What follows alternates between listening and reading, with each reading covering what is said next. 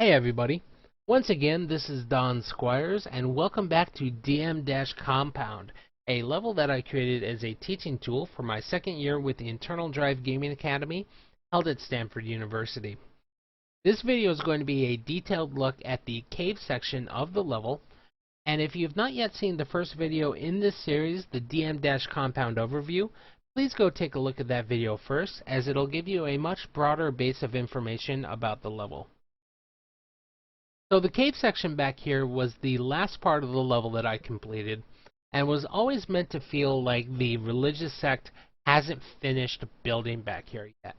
So we've got bare walls, bare floors, we've got these rock meshes that are still like poking out into the corridor. Nothing here is supposed to feel clean and man-made. We've still got these supports that are holding up everything before things just collapse in. Debris on the ground. And just going through this short entrance corridor comes to one really cool part of the cave back here. And it's this lighting system. Back here was always supposed to be the sect's bolt hole. It's where they're going to fall back to in their last line of defense. So there's some cover objects back here, and these lights that are set up just to really hamper any attackers that come in, just pouring light on top of them. And it's supposed to feel kind of blown out. However, from a gameplay perspective, it's cool and all to have that blown out feel to it, but it doesn't do you any good if it's so over the top pronounced that it interferes with your gameplay. And these supports was actually starting to have an impact on the gameplay, because these originally have lights going down the side, and you can actually see a little bit where the lights are on this one that's better lit. So just to turn that off, I went into the meshes material, turned off the emissive channel, and that made it so that when it was sitting in the post-process volume with the bloom, that it wasn't just one big thing of white fuzz.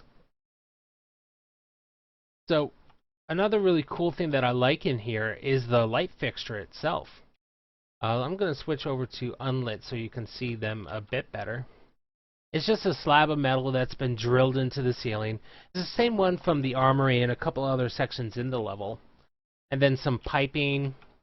Feels like that there's wires running down inside the piping to power everything. A couple pieces of that, some T-pipes. And then over here, these handles that have just been like welded on to hold the actual lights themselves. And then the lights. So it feels like it was very kit-bashed, that these guys just found whatever they could and put it together, so it feels very much in line with the rest of the level.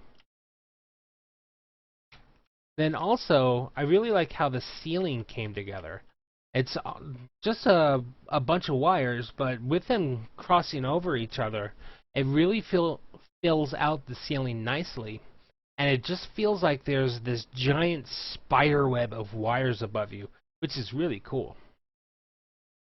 Then also back here, because this was supposed to be their bolt hole, it's where they would ferry any kind of important people, like the leader of the religious sect, try and have them escape. So we've got some flying vehicles back here, and a little section of cave with daylight pouring in. So it feels like someone could come in here, grab one of these, and take off. However, I don't want players going into that area. So I put some blocking volumes around the vehicles. If a player does happen to get around those with maybe taking a lucky bounce from a rocket launcher while they were jumping, there's just a simple kill volume back here. It makes it so that the player doesn't jump into the water and then get over here and realize that since normally they can't get back here, there's just nothing back here. However, in the area that they can see, you still have to detail it out. So there's all this rock back here. that's very unfinished. There's this channel that they cut into here for a pipe that's running off the machinery that's powering all the lights. And there's also you can see a little bit of a smoke emitter back there, the exhaust of the machinery. And the last thing that I'd like to talk about in this section is how the routes back here can get really cool. So there's 3 separate ways to get into here. The original entrance corridor connects to the barracks, and then we've got one over here that connects to the armory outside of it, and then another one that connects to the outside near the vehicle depot. So that players can use the cave section as a very natural extension to their routes. So players can hit this teleporter, turn back around, run through here real quick, engage in the different type of combat that's here. It's kind of medium range. Rocket launchers and link guns will be really nice back here. They can run in here, grab the berserk, grab some more ammo, and be on their way. So they can get to different sides of the map really easily without having to cross through the middle if they don't want to. So thank you very much for taking a look at my work. At the end of this video will be links to the other videos in this series. And if you'd like to take a look at some of the other work that I've done, please visit my portfolio at www.donsquiresgamedesign.com/portfolio.